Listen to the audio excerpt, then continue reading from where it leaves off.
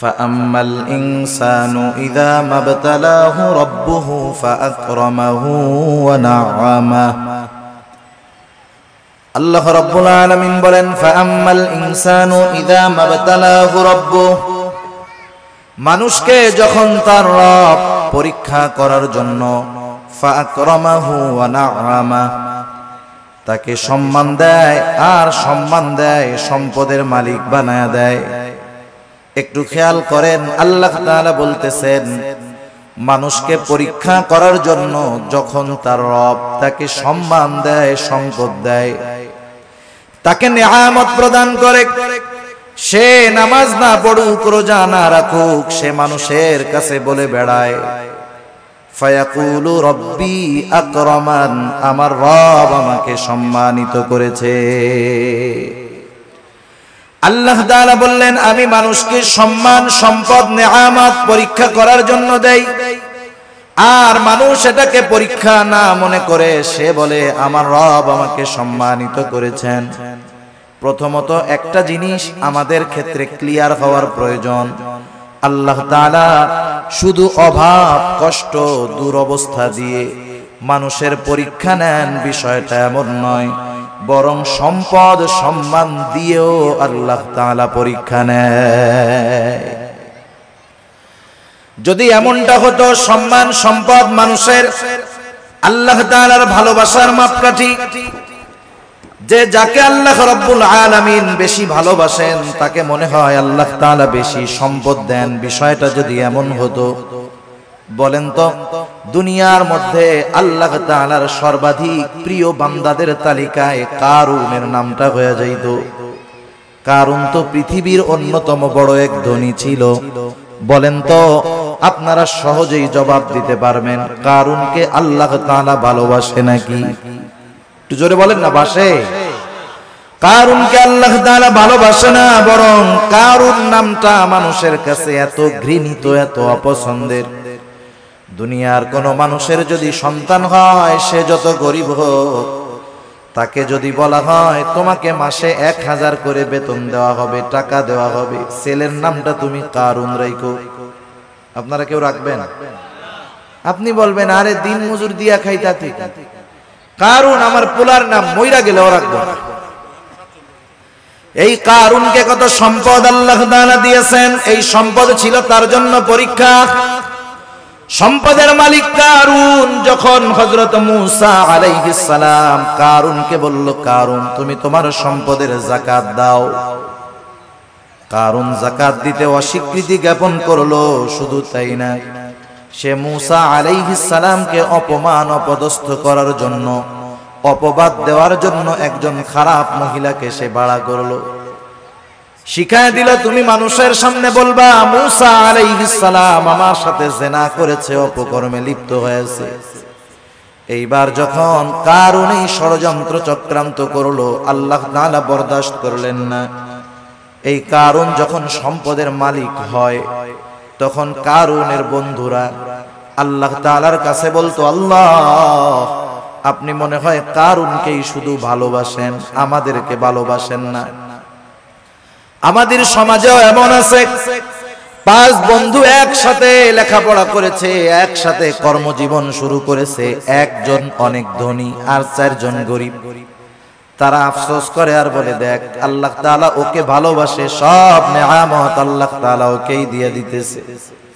কারুনের বন্ধুরাও বলতো আল্লাহ আপনি মনে হয় কারুনকে বেশি ভালোবাসেন, এই জন্য এত সম্পদের মালিক বানায় দিচ্ছেন।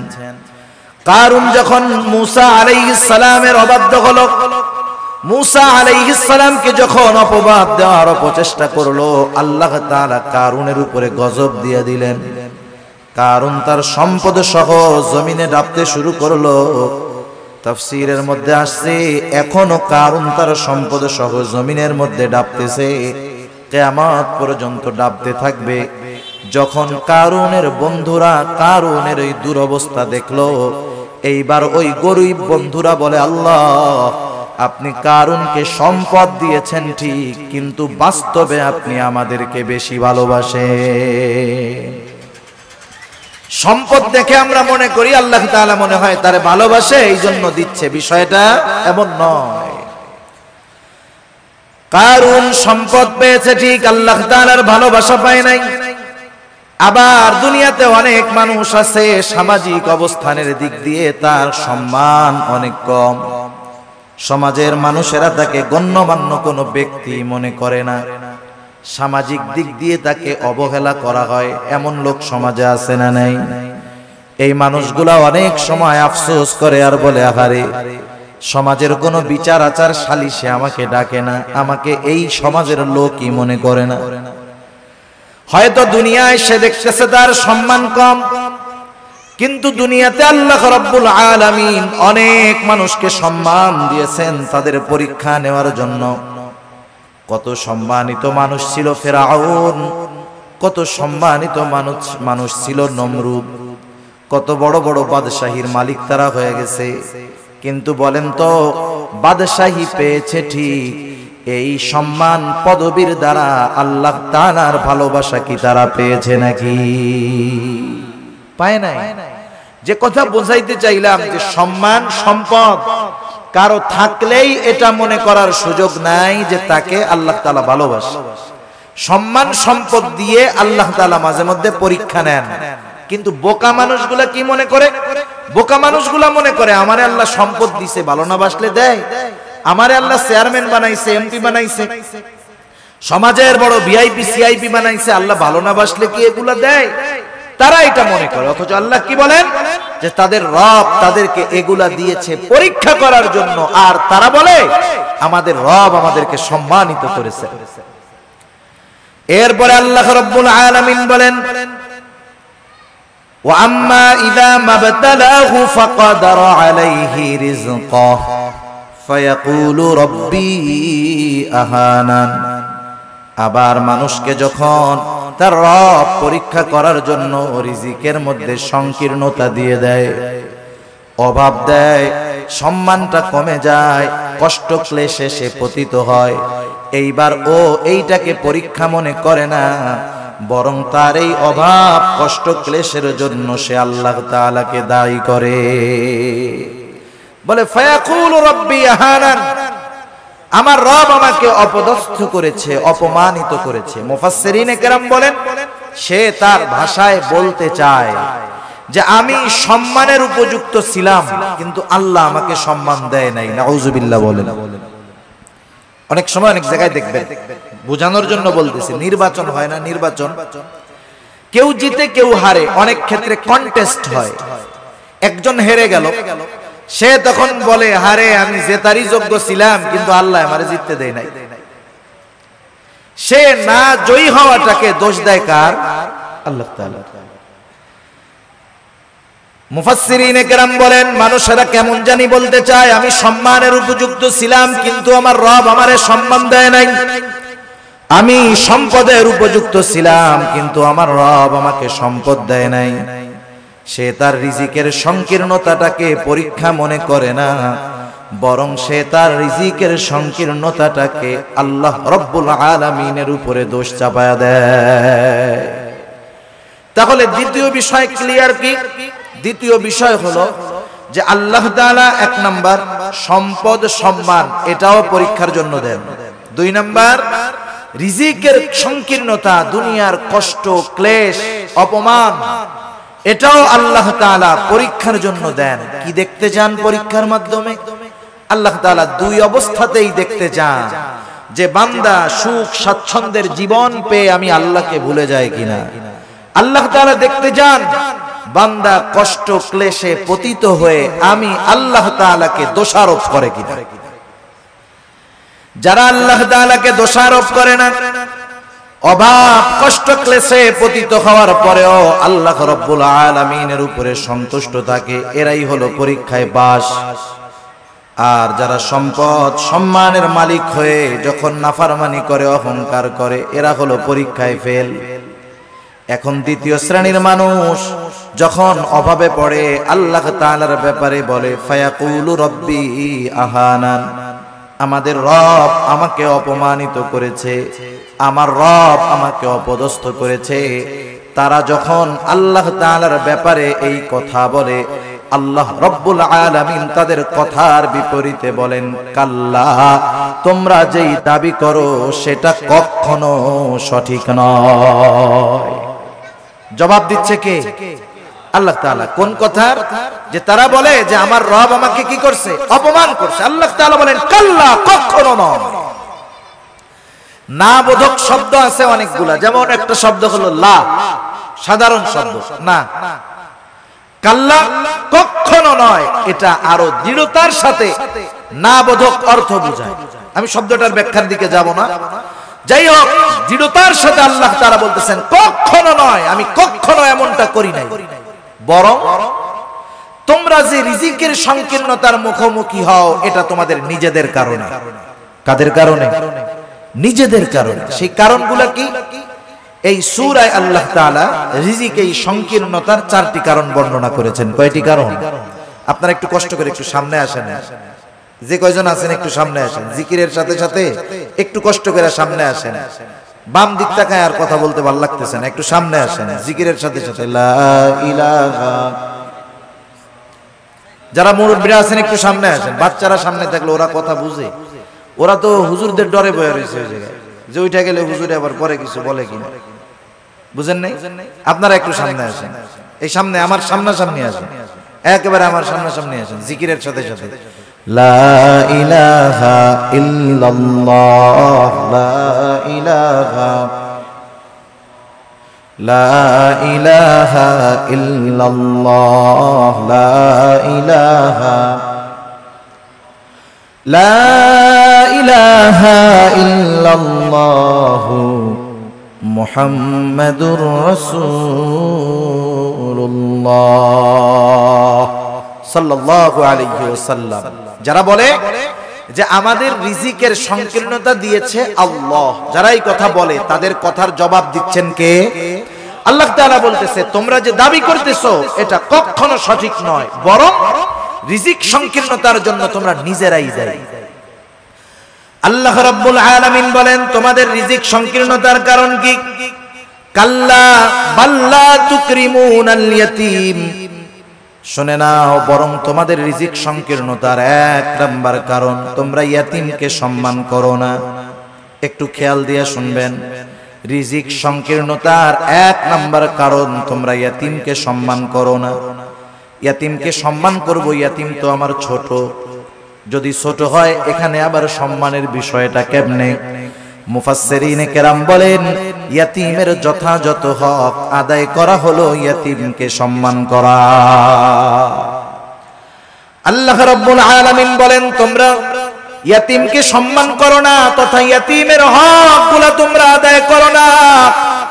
বরং সমাজের মধ্যে অনেক মানুষ আছে ইয়াতীমের অভিভাবক, সে ইয়াতীমের হক আদায় করবে কোথায়? ইয়াতীমেরটাই তো খায় ফেলে। আছে না নাই?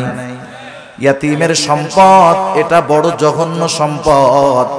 আল্লাহ তাআলা সাধারণ ভাবেই বলেন, ইয়া আইয়ুহাল্লাযীনা আমানু লা তাকুলু আমওয়ালাকুম বাইনাকুম বিল বাতিল। আল্লাহ তাআলা বলেন, তোমরা অন্যায়ভাবে কারো সম্পদ ভক্ষণ করো না। কারণ কেউ যদি কারো সম্পদ ভক্ষণ করে, এর সাথে বান্দার হক সম্পৃক্ত থাকে। কিয়ামতের ময়দানে কেউ যদি কারো সম্পদ অন্যায়ভাবে ভক্ষণ করে দুনিয়ায়, কিয়ামতের ময়দানে ওই লোকটা সবচাইতে নিঃস্ব হয়ে যাবে। হাদিসের মধ্যে আসছে, নবীজি সাল্লাল্লাহু আলাইহি ওয়াসাল্লাম বলেন, কিয়ামতের দিন সবচাইতে নিঃস্ব হবে ওই ব্যক্তি যার আমলের কোনো অভাব নাই, নামাজ রোজার অভাব নাই, হজ যাকাতের অভাব নাই, দান সাদকার অভাব নাই, এক কথায় কোনো প্রকার নেক আমলের অভাব নাই। দুনিয়াতে তার একটা সমস্যা ছিল, সে বান্দার হক নষ্ট করত। পাহাড় পরিমাণ আমল নিয়ে বান্দার হক নষ্টকারী কিয়ামতের ময়দানে আল্লাহর সামনে উঠবে। ও নেকের পাহাড় দেখে চিন্তা করবে, ওর জান্নাতে যাওয়া কে ঠেকায় আছে? আল্লাহ তাআলা তাকে জান্নাতে যাওয়ার অনুমতি দেওয়ার পূর্বে তার ব্যাপারে আল্লাহ রাব্বুল আলামিনের দরবারে মানুষেরা অভিযোগ দায়ের করবে। লম্বা হাদিস, আমি শুধু সারমর্ম কথাগুলা বলতেছি। কিছু লোক তার বিরুদ্ধে আল্লাহ রাব্বুল আলামিনের কাছে অভিযোগ দায়ের করবে। লোকটা হয়তো বলবে, আল্লাহ এই লোকটা দুনিয়াতে আমার হক নষ্ট করেছিল। কেউ বলবে আমার সম্পদ দখল দিয়েছিল, কেউ বলবে আমাকে কষ্ট দিয়েছিল। এক কথায় আমার হক নষ্ট করেছিল। আল্লাহ দুনিয়ার ভিতরে আমি দুর্বল থাকার কারণে আমি ন্যায় বিচার পাই নাই। দুনিয়াতে আমি মাজলুম ছিলাম। আয় আল্লাহ, আজকের দিন আমি কি ন্যায় বিচার পাবো না? বরং আল্লাহ রব্বুল আলামিন তো সেই দিন ন্যায় বিচার কায়েম করবে, ইনসাফের আদালত আল্লাহ তাআলা প্রতিষ্ঠা করবে। আল্লাহ রব্বুল আলামিন বলেন, ওয়ানাদাউল মাওয়াজিনাল কিসতা লিয়াউমিল কিয়ামাতি ফালা তুযলামু নাফসুন শাইআ। আল্লাহ রাব্বুল আলামিন বলেন, আমি কিয়ামতের দিন ইনসাফের আদালত কায়েম করব। ওয়ানাদাউল মাওয়াজিনাল কিসতা লিয়াউমিল কিয়ামাহ, এমন ইনসাফ ওয়ালা আদালত আল্লাহ তাআলা বলেন, ফালা তুযলামু নাফসুন শাইআ, সেই দিন কারো উপরে সামান্যতম কোনো জুলুম করা হবে না। বরং কি হবে, ওয়া ইন কানা মিসকালা হাববাতিন মিন খারদালিন আতাইনা বিহা, কেউ যদি দুনিয়াতে কোনো সরিষাদানা পরিমাণ কোনো আমল করে থাকে, আল্লাহ রব্বুল আলামিন বলেন, আতাইনা বিহা, ওই আমল সহকারে আমি আল্লাহ তাকে হাজির করব। দুনিয়াতে সরিষাদানা পরিমাণ আমল যদি কেউ করে, সেই সরিষাদানা পরিমাণ আমল সহ তাকে হাজির করা হবে। শুধু হাজির করবে আল্লাহ তাআলা তা না, বরং আল্লাহ সুবহানাহু ওয়া তাআলা ওই আমলের হিসাব নেবেন। সুবহানাল্লাহ। মোট কথা, সেই দিন আল্লাহ তাআলা ন্যায় বিচার করবে। লোকটা এবার আল্লাহ তাআলার কাছে অভিযোগ দায়ের করবে। আল্লাহ রাব্বুল আলামিন তার অভিযোগ গ্রহণ করবে। এবার ওই পাহাড় পরিমাণ নেকের মালিককে বলা হবে, তোমার ব্যাপারে যে অভিযোগ দায়ের করা হলো সত্য নাকি? সে মিথ্যা কথা বলার কোনো উপায় নাই, স্বীকার যেতে সে বাধ্য। সে বলবে, হ্যাঁ দুনিয়াতে আমি তার এই হক নষ্ট করেছি। আল্লাহ তাআলা বলবে, দাও তার হকটা আদায় করে দাও। বলেন তো, দুনিয়াতে কেউ যদি কারো জমি জোর করে দখল দেয়, কিয়ামতের দিন জমি দেওয়ার কোনো অবস্থা আছে নাকি? এইবার লোকটা বলবে, আল্লাহ এ তো দুনিয়া না, দুনিয়া না। দুনিয়া যদি হইতো আমি তার জমি, তার হক তাকে ফিরাইয়া দিতাম। এখন আমি কোথার থেকে দিব? এইবার অভিযোগকারী বলবে, আল্লাহ ঠিক আছে, এটা তো দুনিয়া না। দুনিয়ায় আমার সম্পদ সে দখল দিয়েছিল, আজকে আমার সম্পদের প্রয়োজন নাই। সে আমার দুনিয়ার হকটা তার নেকির দ্বারা মিটায়া দে। এবার ওই পাহাড় পরিমাণ নেকের মালিক একটা মাত্র অপরাধ করতো, বান্দার হক নষ্ট করছে। সে কি করবে? নেকির থেকে নিয়ে এক একজনের হক আদায় করবে। যারা মানুষের হক নষ্ট করে, এরা একজনের করে না, বহুজনের করে। ঠিক কিনা বলেন? বহুজনের করে। একের পর এক অভিযোগকারী আসবে আর সে হক আদায় করতে থাকবে। এক সময় পাহাড় পরিমাণ নেক শেষ হয়ে যাবে, কিন্তু অভিযোগকারীর সিরিয়াল এখনো বড় লম্বা। আল্লাহ তাআলা বলবে, তাদের হক আদায় করো। লোকটা বলবে, আল্লাহ মানুষের হক আদায় করতে করতে আমার সব নেকি শেষ হয়ে গেছে। এইবার অভিযোগকারীরা বলবে, আল্লাহ তার নেকি নাই, তাতে কি, আমাদের গুনাহগুলা নিয়ে আমাদের হক আদায় করে দি। এইবার সে মানুষের হক আদায় করতে করতে পাহাড় পরিমাণ গুনার মালিক হয়ে যাবে। রাসূলুল্লাহ সাল্লাল্লাহু আলাইহি ওয়াসাল্লাম বলেন, কিয়ামতের ময়দানে ওই লোকটার মতো নিঃস্ব আর কেউ নাই, যে দুনিয়াতে তার আমলের কোনো অভাব ছিল না, কিন্তু সে বান্দার হক নষ্ট করার কারণে কিয়ামতের দিন সব নেক অন্যকে দিয়ে দিতে হবে, আর সে তার নেকের বদলে গুনার পাহাড়ের মালিক হয়ে যাবে। ইয়াতীমের হক যারা নষ্ট করে, সাধারণত ভাবে এক নম্বরে তারা মানুষের হক নষ্টকারী হয়। ইয়াতীমের সম্পদটা আরো জঘন্য। আল্লাহ তাআলা কোরআনুল কারীমের মধ্যে বলেন, ইন্নাল্লাযীনা ইয়াকুলুনা আমওয়ালাল ইয়াতামা যুলমা ইন্নামা ইয়াকুলুনা ফি বুতুনিহিম নারা। আল্লাহ রাব্বুল আলামিন বলেন, নিশ্চয়ই যারা অন্যায়ভাবে ইয়াতীমের সম্পদ ভক্ষণ করে, ইন্নামা ইয়াকুলুনা ফি বুতুনিহিম নারা, সে কেমন যেন আগুনের দ্বারা তার পেটকে ভরপুর করে। আপনারা একটু জবাব দিবেন, বলেন তো আগুনের স্থান জান্নাত নাকি জাহান্নাম? নিঃসন্দেহে জাহান্নাম। আল্লাহ তাআলা বলেন ওয়াসায়াসলাউনা সাঈরা, অচিরেই তাকে জাহান্নামের মধ্যে নিক্ষেপ করা হবে।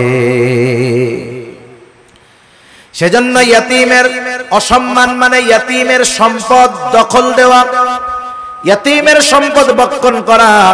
2 নাম্বার ইয়াতীমের সম্মান করা, অর্থাৎ তার সাথে সদাচরণ করা, ভালো ব্যবহার করা।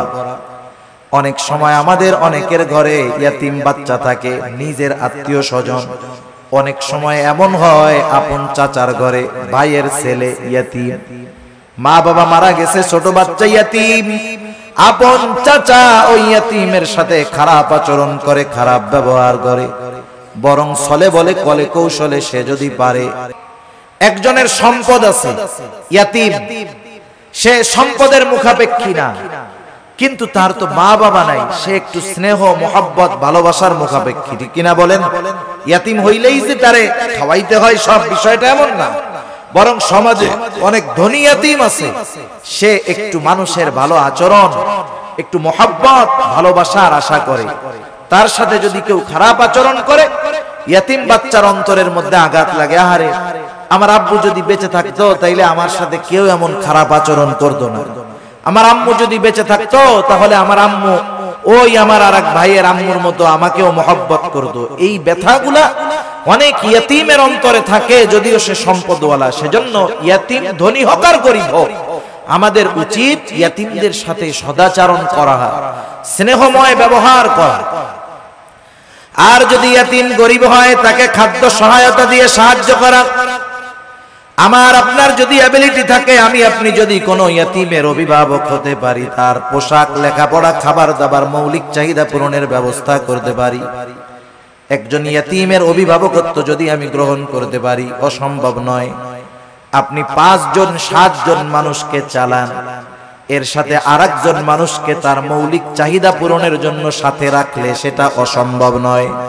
কেউ যদি কোনো ইয়াতীমের দায়িত্বভার গ্রহণ করতে পারে, ইয়াতীমকে লেখাপড়া শেখাতে পারে, ইয়াতীমের অভিভাবক হতে পারে, নবীজি সাল্লাল্লাহু আলাইহি ওয়াসাল্লাম বলেন আনা ওয়া কাফিলুল ইয়াতীম কাহাতাইনি ফিল জান্নাহ।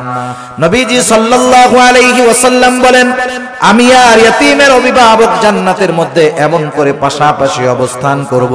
2 আঙ্গুলের ইশারা দিয়ে নবীজি বুঝায়া দিলেন, এই 2টা আঙ্গুল যেমন পাশাপাশি অবস্থান করে, ইয়াতীমের অভিভাবক আর নবীজি সাল্লাল্লাহু আলাইহি ওয়াসাল্লাম এমন ভাবে পাশাপাশি অবস্থান করবে।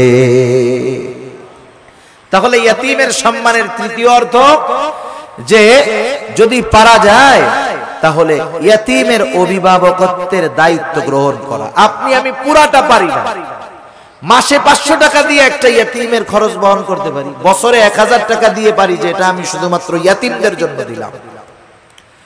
আবার দেখেন, একদিন এক সাহাবী রাসূলুল্লাহ সাল্লাল্লাহু আলাইহি ওয়াসাল্লামের কাছে আসছে, আসার পরে বলতেছে, ইয়া রাসূলুল্লাহ, আমার হৃদয়টা বড় কঠোর, হৃদয়টা বড় শক্ত, আমি আমার এই শক্ত হৃদয়টাকে কেমন করে নরম বানাতে পারি, আমাকে একটু আমল শিখায় দেন। নবীজি সাল্লাল্লাহু আলাইহি ওয়াসাল্লাম বললেন, শোনো কি করবা? নবীজি বললেন, আমসিহ রাসাল ইয়াতীম ওয়া আত'ইমিল মিসকিন, তুমি ইয়াতীমের মাথায় বেশি বেশি হাত বুলায় দাও আর মিসকিনদেরকে বেশি বেশি খানা খাওয়াও। ইয়াতীমের মাথায় হাত বুলায় দিলে মানুষের অন্তর কোমল হয়, নরম হয়। শক্ত হৃদয়, কঠিন হৃদয় নরম হয়ে যায়। সাহাবায়ে কেরাম তারা এসে বলতেছে, নবীজি আমাদের অন্তর নরম হয়ে গেছে, একটু আমল বলে দেন যেটা করলে দিলটা নরম হবে। নবীজি কি বললেন? ইয়াতীমের মাথায় হাত বুলায় দাও। সেজন্য ইয়াতীমকে সম্মান করা তথা ইয়াতীমের হক আদায় করা, ইয়াতীমের সাথে সদাচরণ করা, ভালো ব্যবহার করা, ইয়াতীমের সম্পদ ভক্ষণ না করা, যারা এই কাজগুলা করবে তারা জীবনে যে কোনো একটা পর্যায়ে রিজিকের সংকীর্ণতার মুখোমুখি হবে। তাহলে রিজিক সংকীর্ণতার চার কারণের প্রথম কারণ হলো আল্লাহ তাআলা বলেন তোমরা ইয়াতীমদেরকে সম্মান করো না তথা ইয়াতীমের হক তোমরা আদায় করো না। 2 নাম্বার আল্লাহ রাব্বুল আলামিন বলেন ওয়ালা তাহাদ্দুনা আলা তুআমিল মিসকিন, তোমরা মিসকিনদেরকে খানা দাও না। ব্যাখ্যা হলো তোমরা শুধু খানা নিজে দাও না তা না, নিজেও দাও না, অপরকে খানা দিতেও অনুৎসাহিত করো, নিরুৎসাহিত করো।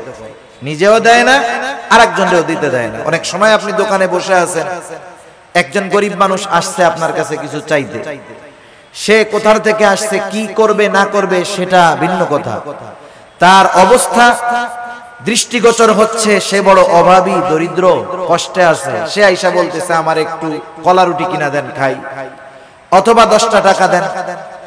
আপনি যদি তাকে না দেন গুনাহ হবে না।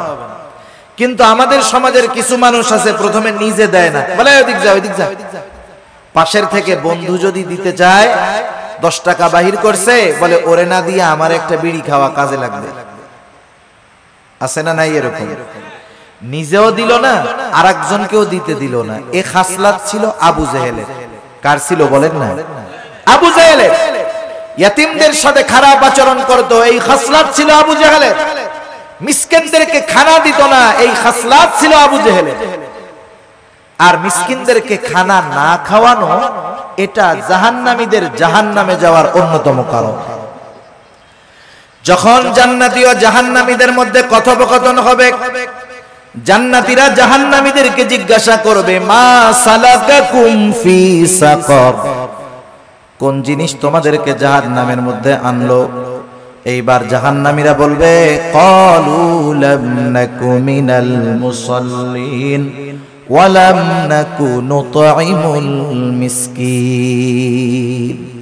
জাহান্নামীরা জাহান্নামে যাওয়ার যেই কারণগুলো বর্ণনা করবে কোরআনুল কারীমের মধ্যে আল্লাহ তাআলা জানায় দিয়েছেন। এখন প্রশ্ন হইতে পারে, সময় তো কম, প্রশ্ন হতে পারে যে জান্নাত জাহান্নাম কিছুই তো হইল না, তাইলে জান্নাতীরা প্রশ্ন করলো, জাহান্নামীরা জবাব দিল কেমনে?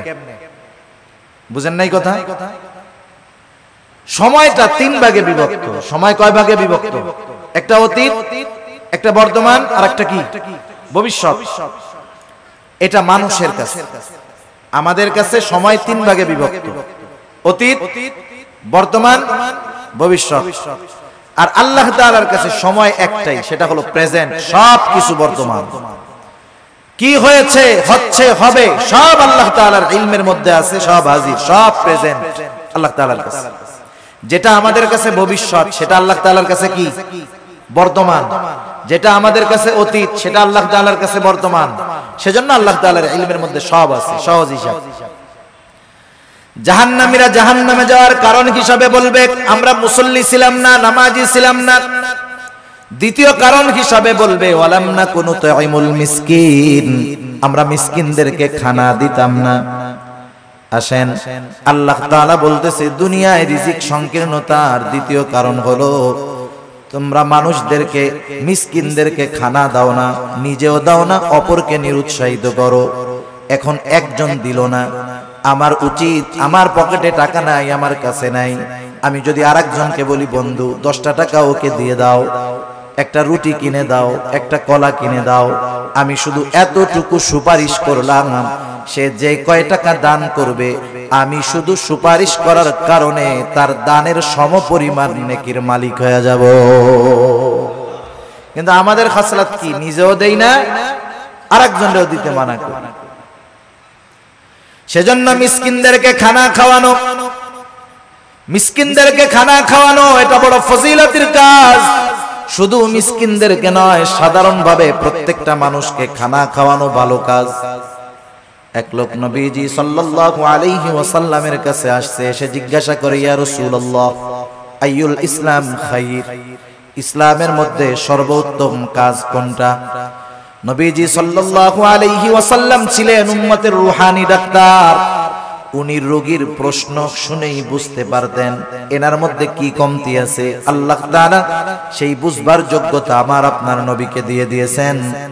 একই প্রশ্নের উত্তর বিভিন্ন জনের ক্ষেত্রে নবীজি বিভিন্নটা দিয়েছেন। এটা অবস্থার আলোকে নবীজি সাল্লাল্লাহু আলাইহি ওয়াসাল্লাম এবার বললেন, তুতিমুত তাআম ওয়া তাকরাউস সালাম আলা মান আরাফতা ওয়া মান লাম তা'রিফ। তুমি বেশি বেশি মানুষকে খানা খাওয়াও, আর পরিচিত অপরিচিত সবাইকে বেশি বেশি সালাম দাও। এখানে নবীজি সাল্লাল্লাহু আলাইহি ওয়াসাল্লাম খানা খাওয়ানোর কথা বলছেন, ঢালাও ভালো। সাধারণ মানুষকেও যদি মানুষ খানা খাওয়ায় দুনিয়ার স্বার্থে নয়, তাইলে এর মধ্যে লাভ আছে। এক মুসলমানের অপর মুসলমান দাওয়াত দিলে সেই দাওয়াত কবুল করতে হবে, এটা এক মুসলমানের উপরে অপর মুসলমানের একটা হক। কিন্তু এখন দাওয়াত যিনি দেন তিনিও স্বার্থ সামনে রেখে দেন। আর দাওয়াত যখন কেউ দেয়, বিবাহের দাওয়াত দিলে টেনশনে পড়ে যান। ওনার বেতন মাসে 20,000, 4 শুক্রবার 5টা শুক্রবারে যদি 5টা বিয়ার দাওয়াত আসে, কাম শেষ, সংসার আর চলবে না। যারা দাওয়াত দেয় ওই আশাই দেয় যে অমুকরে দাওয়াত দিলে 5,000 টাকা দিব না।